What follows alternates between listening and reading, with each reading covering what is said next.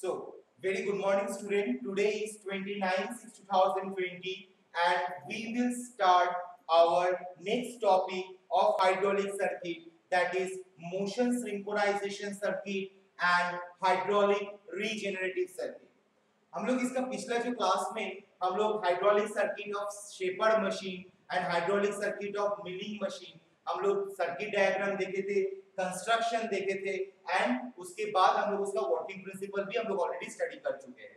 तो आज का जो वीडियो लेक्चर में हम लोग स्टडी करेंगे motion synchronisation circuit and regenerative circuit. Okay, तो मैंने पहले भी बताया था कि कोई भी सर्किट डायग्राम को एक्सप्लेनेशन करने के लिए, उसका वर्किंग प्रिंसिपल को एक्सप्लेनेशन करने के लिए हम लोगों को उस सर्किट डायग्राम में क्या-क्या कंपोनेंट्स है वो जानना बहुत जरूरी है। ठीक है, तो फर्स्ट ऑफ ऑल मैं आता हूं मोशन सिंक्रोनाइजेशन सर्किट।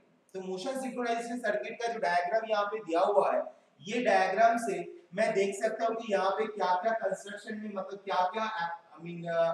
क्या-क्या अप्लायंस यूज किया गया है, क्या-क्या कंपोनेंट हम लोग यूज किए हैं, वो हम लोग यहाँ पे भी स्टडी करेंगे। तो according to the circuit diagram मैं देख रहा हूं कि यहाँ पे मेरा एक टैंक यूज हुआ है, जो मेरा ऑयल रिजर्वर टैंक है या ऑयल स्टोरेज टैंक है, वो टैंक यहाँ पे यूज किया गया है। ये मेरा जो है ये मेरा फिल्टर का सिंबल है। किसका सिंबल है? फिल्टर का सिंबल है। ठीक है, तो यहाँ पे हम लोग एक फिल्टर यूज किए हैं।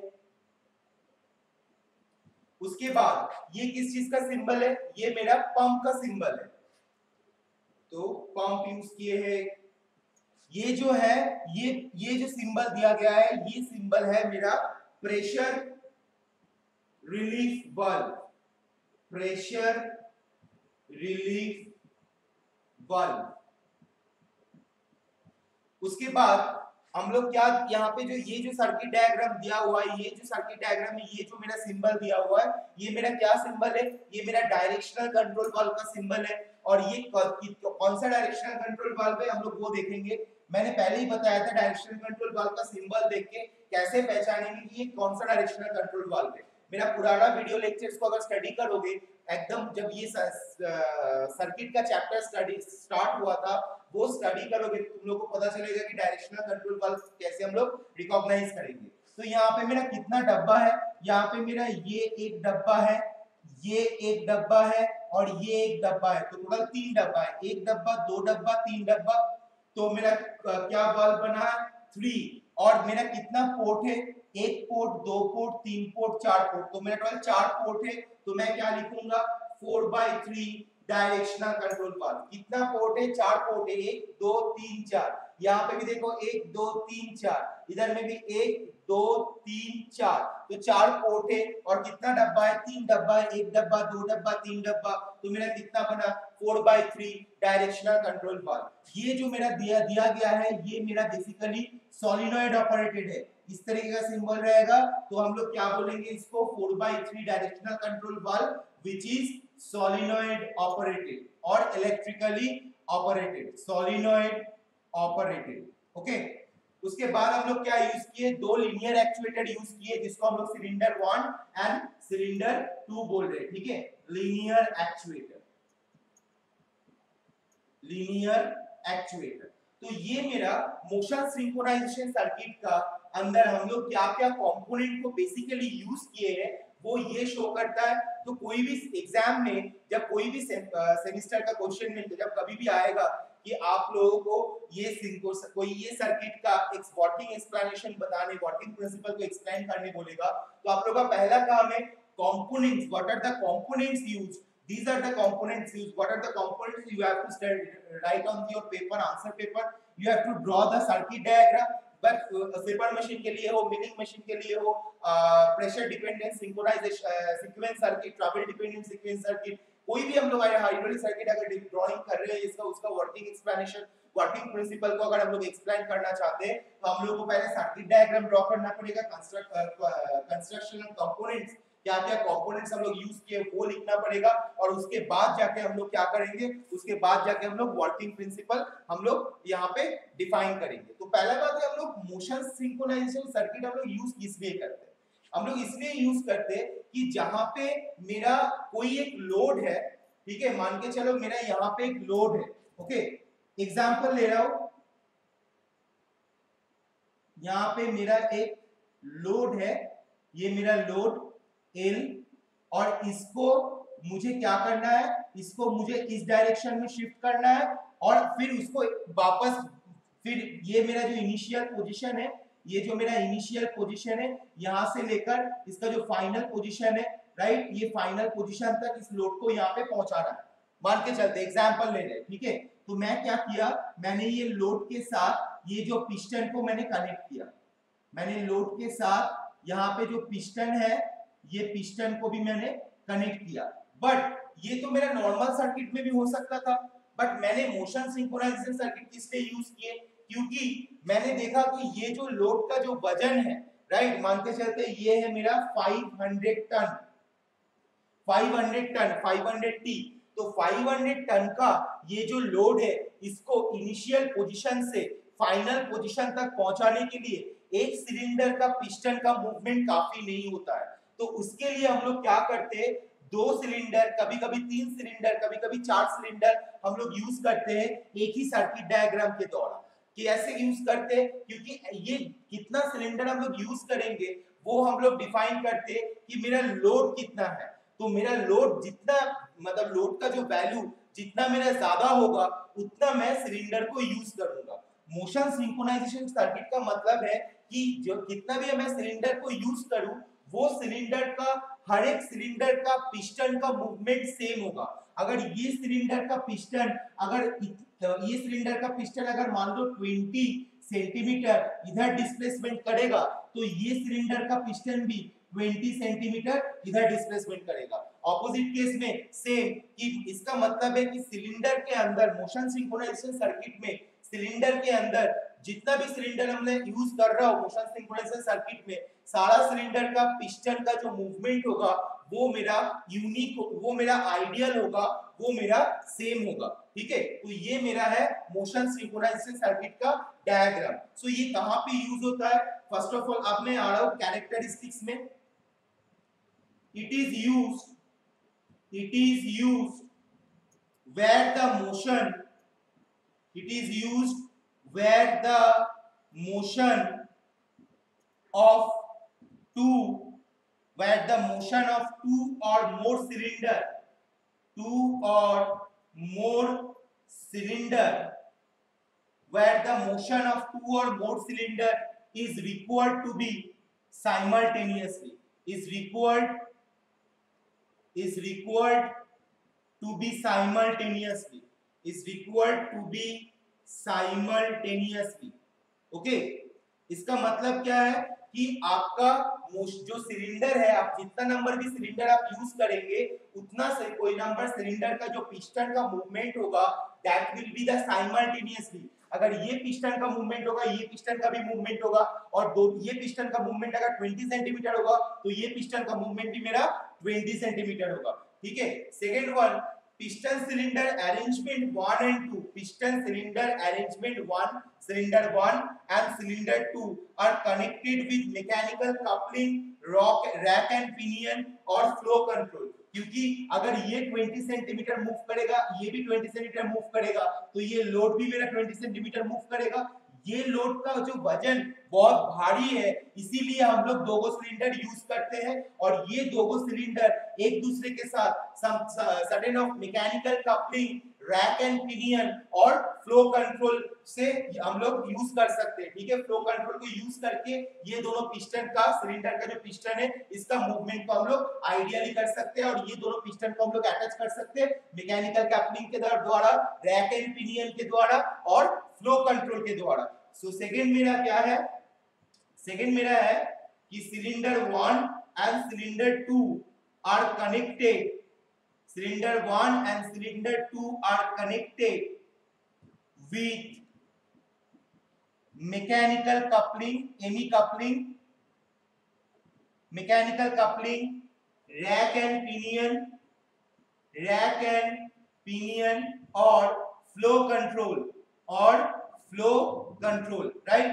पॉइंट नंबर 3 क्या है कि ये जो दो सिलेंडर या 4 सिलेंडर यूज कर रहे हैं या 5, 6 n नंबर्स ऑफ सिलेंडर भी अगर हम लोग यूज करते हैं, सारा सिलेंडर का जो पिस्टन उसका जो मूवमेंट होगा वो सेम डायरेक्शन में साइमल्टेनियसली होगा। तो the piston of cylinder moves same direction simultaneously।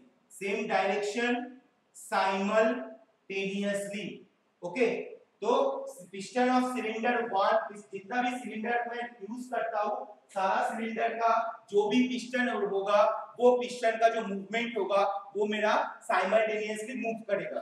Point number 4 क्या है कि बहुत ही एक्यूरेट वे में लोड को एक सर्टेन इनिशियल पोजीशन से फाइनल पोजीशन में लेके जाने के लिए मुझे ये पिस्टन का जो मूवमेंट होना चाहिए वो बहुत ही एक्यूरेट मूवमेंट होना चाहिए। अगर मेरा एक ही सिलेंडर यूज होता तो मुझे इतना सारा चीज के बारे में, इतना सारा पैरामीटर्स के बारे में ध्यान नहीं देना पड़ता था। मैंने बस सिलेंडर का एक एंड में फ्लूइड को मैं एंट्री करवाता और लोड का मैंने मूवमेंट करवाता। बट यहाँ पे मैंने सिलेंडर 1, सिलेंडर 2, उसके साथ सिलेंडर 3, सिलेंडर 4 अगर मैं यूज करता हूँ तो सारा सिलेंडर का जो पिस्टन का मोशन वो बहुत ही एक्यूरेट होना चाहिए और सिंक्रोनाइज्ड होना चाहिए हाइड्रोलिक सिलेंडर के साथ और with servo valves. Servo valves क्या है ये तुम लोग का सिलेबस में अभी नहीं है।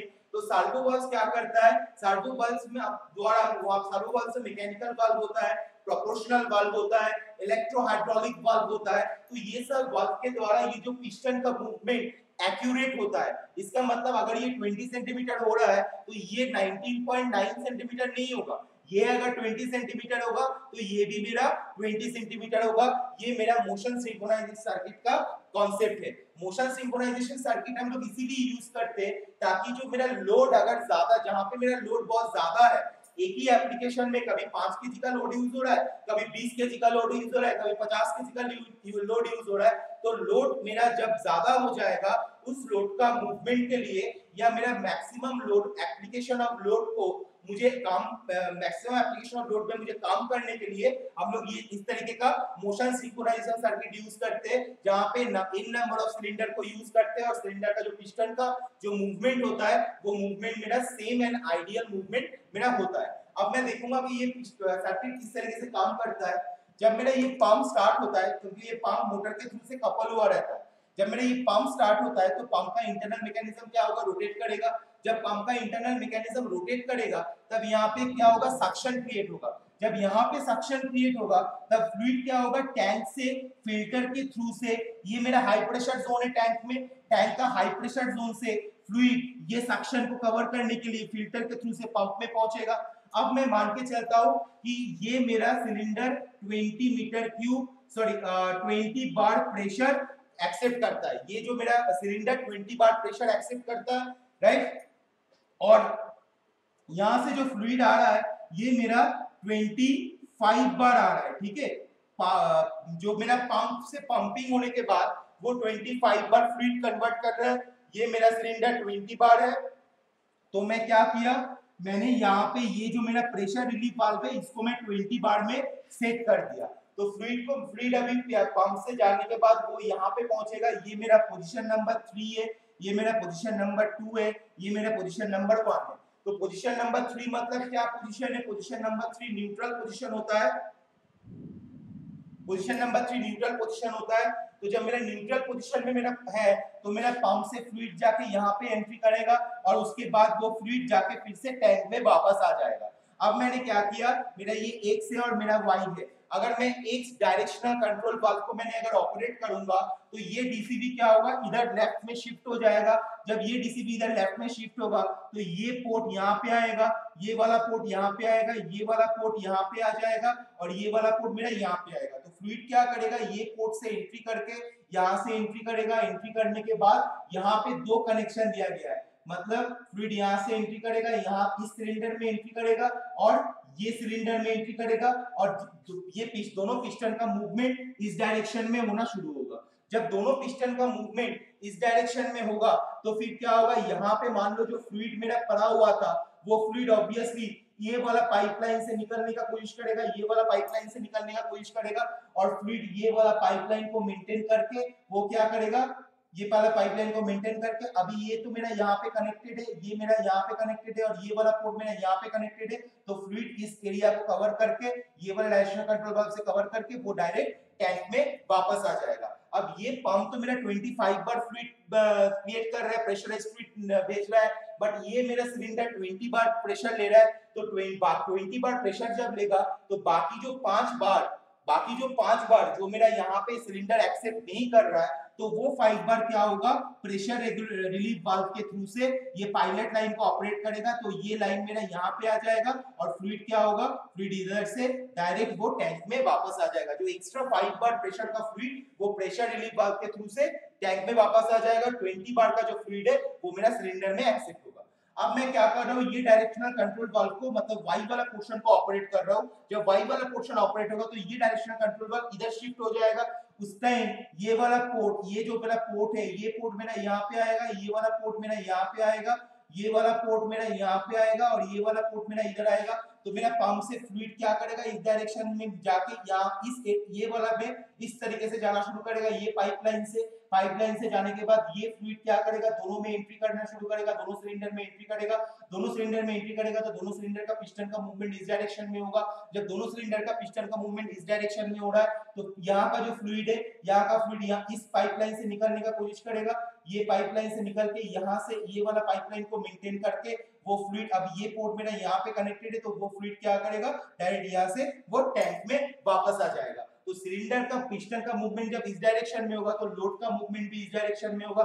जब पिस्टन का मूवमेंट इस डायरेक्शन में होगा तो लोड का मूवमेंट भी इस डायरेक्शन में होगा। ठीक है, तो ये था मेरा मोशन सिंक्रोनाइजेशन सर्किट का वर्किंग प्रिंसिपल। क्या क्या कंपोनेंट्स यूज किए, what are the characteristics, and this is the working principle which you have to write by your own language. Okay, so now I will go for the hydraulic regenerative circuit. इसके बाद हम लोग direct चल जाएंगे oil pneumatic system का layout में, वो मेरा नेक्स्ट वीडियो लेक्चर में रहेगा। तो अभी हम लोग आएंगे हाइड्रोलिक रीजेनरेटिव सर्किट किस तरीके से काम करता है वो हम लोग स्टडी करेंगे। तो हाइड्रोलिक रीजेनरेटिव सर्किट में अगर थोड़ा ध्यान दोगे तो मैं पहले ही बताया था, कोई भी सर्किट अगर हम लोग स्टडी करते तो पहले हम लोग देखेंगे कि वो सर्किट में मैंने क्या क्या कंपोनेंट यूज किया हो। जैसे ये सर्किट में जो जो कंपोनेंट यूज किया हो मैं एक बार चेक करूंगा कि ये सर्किट में भी क्या वही कंपोनेंट यूज हुआ है। मैं देखूंगा, देखो पहले यहाँ पे मेरा क्या है, पहले यहाँ पे मेरा टैंक है तो मैंने टैंक लिखा, फिल्टर है तो मैंने फिल्टर लिखा, उसके बाद पंप है देखो मैंने पंप लिखा, उसके बाद क्या है प्रेशर रिलीफ वाल्व, देखो यहाँ पे मेरा एक प्रेशर रिलीफ वाल्व है, उसके बाद क्या है 4/3 डीसीबी सोलिनॉइड ऑपरेटेड। बट यहाँ पे मेरा क्या है कि यहाँ पे मेरा एक मैंने वाल्व दिया हो, बट ये जो डायरेक्शनल कंट्रोल वाल्व है ये डायरेक्शनल कंट्रोल वाल्व के साथ मैच नहीं कर रहा है। इसका मतलब ये डायरेक्शनल कंट्रोल वाल्व में कितना डब्बा है मैं देखूंगा। ये डायरेक्शनल कंट्रोल वाल्व में अभी मेरा डब्बा है, एक डब्बा और दो डब्बा है, मतलब इसमें हम लोग क्या लिखेंगे, इसमें हम लोग लिखेंगे 2। और कितना पोर्ट है, एक पोर्ट है, दो पोर्ट है और तीन पोर्ट है। इधर में भी एक पोर्ट है, दो पोर्ट है और तीन पोर्ट है। तो मैं क्या लिखूंगा, इसको हम लोग यूज कर रहे हैं यहाँ पे 3/2 directional control valve solenoid operated. और उसके बाद हम लोग क्या यूज कर रहे हैं, एक लीनियर एक्चुएटर यूज कर रहे हैं। तो इस अभी मैं देखूंगा कि मेरा रीजेनरेटिव सर्किट हम लोग किस लिए यूज करते हैं। बेसिकली रीजेनरेटिव सर्किट हम लोग यूज करते हैं तो double acting cylinder. Double acting cylinder मतलब क्या है, डबल एक्टिंग सिलेंडर मतलब क्या है मुझे बताओ।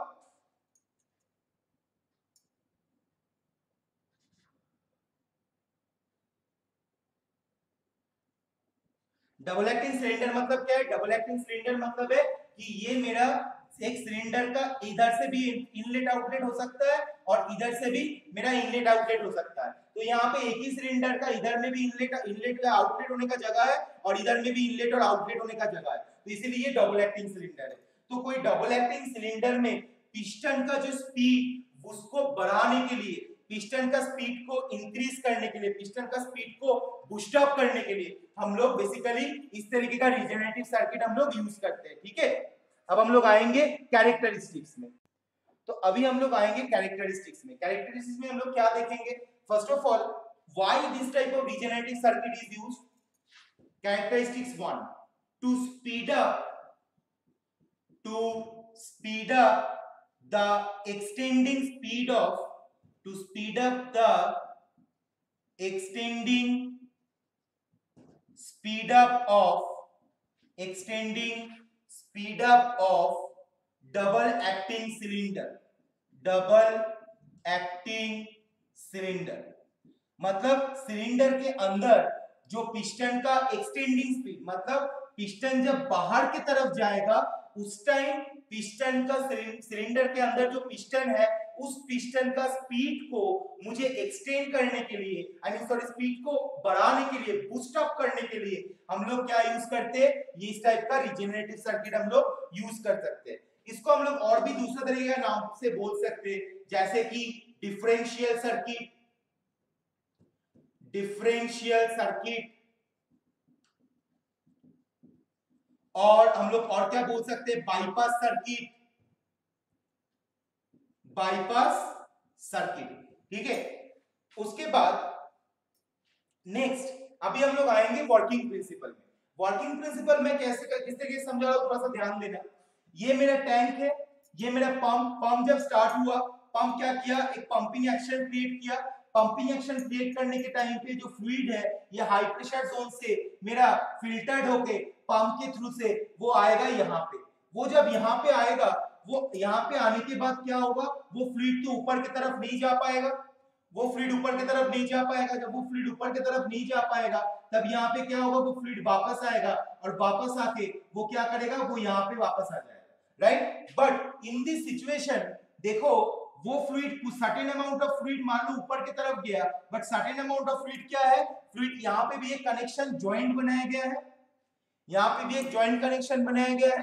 तो फ्लूइड क्या करेगा, फ्लूइड यहाँ पे इस तरीके से इस डायरेक्शन में एंट्री करना शुरू करेगा। जब फ्लूइड ऊपर की तरफ जा नहीं पाएगा, क्योंकि ऊपर में मेरा शटडाउन है, मेरा जो वाल्व है डीसी डायरेक्शनल कंट्रोल वाल्व है उसका एक पोर्ट मेरा शटडाउन है। तो शटडाउन है मतलब फ्लूइड मेरा ऊपर की तरफ नहीं जा पा रहा है, तो फ्लूइड मेरा कहां से जाएगा, फ्लूइड जहां पे मुझे रास्ता मिलेगा फ्लूइड को, वो फ्लूइड उसी रास्ते में अपना मतलब अपना रास्ता क्रिएट करके वो निकल जाएगा। तो यहाँ पे मेरा फ्लूइड को रास्ता मिला है ये रास्ता में, तो वो फ्लूइड क्या करेगा, यहाँ पे एंट्री करेगा।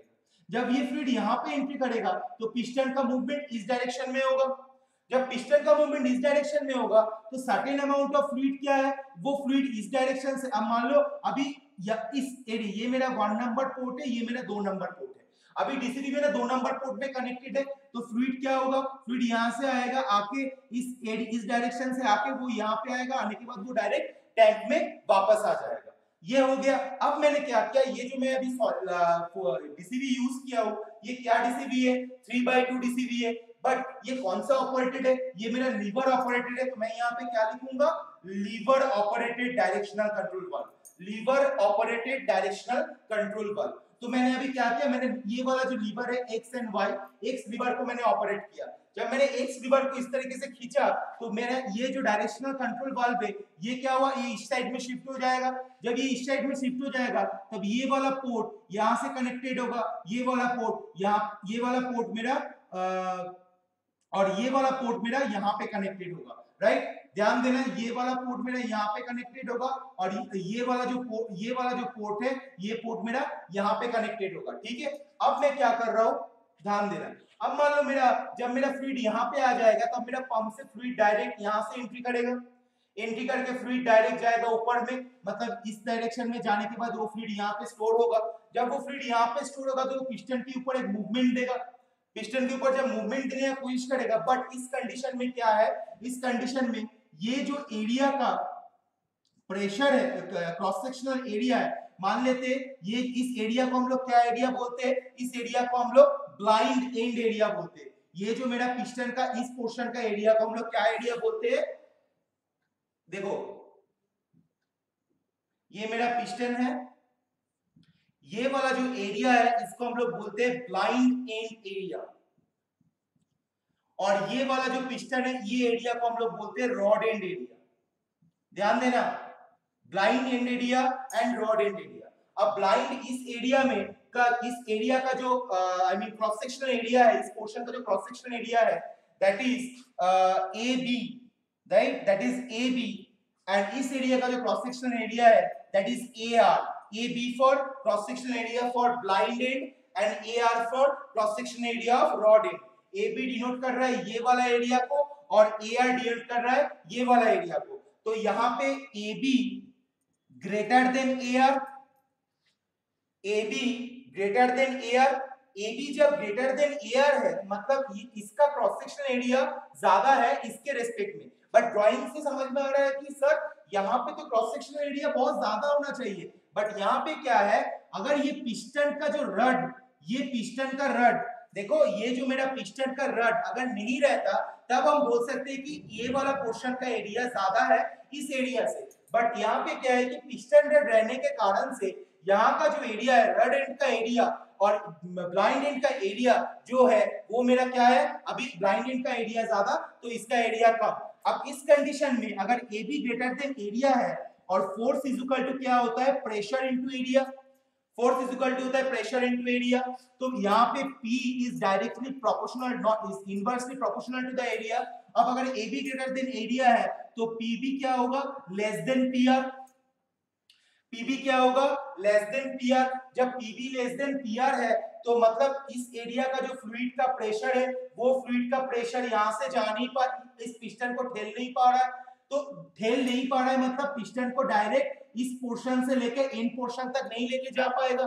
जब इस पोर्शन से लेके एंड पोर्शन तक लेके नहीं जा पाएगा तो सर्टेन अमाउंट ऑफ फ्लूइड, ये फ्लूइड जब भी यहाँ से इस पोर्ट से एंट्री करेगा certain amount of fluid piston के ऊपर थोड़ा सा थ्रस्ट क्रिएट करेगा, उस थ्रस्ट के वजह से सर्टेन अमाउंट ऑफ फ्लूइड इस लाइन से फिर वापस आएगा, आने के बाद फिर ये पोर्ट तो अभी यहाँ पे कनेक्टेड है, आने के बाद वो ये पोर्ट के थ्रू से फिर यहाँ पे आ जाएगा, फिर थोड़ा सा थ्रस्ट क्रिएट करेगा, फिर ये जो पिस्टन है थोड़ा सा डिस्टेंस मूव करेगा तो सर्टेन अमाउंट ऑफ फ्लूइड यहाँ पे आ जाएगा, आने के बाद फिर इस एरिया से ये वाला पोर्ट होके फिर यहाँ पे जाएगा। इसकी वजह से क्या होगा, जो प्रेशर के वजह से ये पिस्टन का पोजीशन मूव नहीं हो पा रहा था वो पिस्टन का पोजीशन क्या होगा, बहुत फास्ट मूव करना शुरू करेगा। तो ये जो मेरा स्पीड है ये एक्सटेंड के टाइम पे मतलब पिस्टन का एक्सटेंड के टाइम पे ये जो स्पीड है ये स्पीड डबल एक्टिंग सिलेंडर के लिए बढ़ जाएगा। ये कैसे बढ़ रहा है, क्योंकि ये फ्लूइड जब इसमें पिस्टन में फोर्स क्रिएट कर रहा है तो यहाँ का फ्लूइड जाके टैंक में वापस नहीं आ रहा है, वो फ्लूइड डायरेक्ट आके वो फ्लूइड फिर से वही सेम पोर्ट से वापस जाके ब्लाइंडेड एरिया में एंट्री कर रहा है, जिसकी वजह से फ्लूइड का पिस्टन के ऊपर जो प्रेशर है वो प्रेशर बढ़ रहा है, तो उस time PB greater than PR हो जा रहा है, इसीलिए पिस्टन का जो मूवमेंट वो स्मूथ भी हो रहा है और बहुत फास्ट हो रहा है। तो ये बेसिकली मेरा रीजनरेटिव सर्किट का वर्किंग प्रिंसिपल था, ये मेरा हाइड्रोलिक मोशन सिंक्रोनाइजेशन सर्किट का वर्किंग प्रिंसिपल था। तो तुम लोग का एग्जाम में अगर सेमेस्टर क्वेश्चन में अगर आता है कि कोई भी हाइड्रोलिक सर्किट का वर्किंग प्रिंसिपल डेमोंस्ट्रेट करने, तो हम लोग पहले एक सर्किट डायग्राम ड्रॉ करेंगे, उसके बाद उसके सर्किट डायग्राम में हम लोग कौन सा कंपोनेंट यूज किए वो लिखेंगे, उसका कैरेक्टरिस्टिक्स अगर है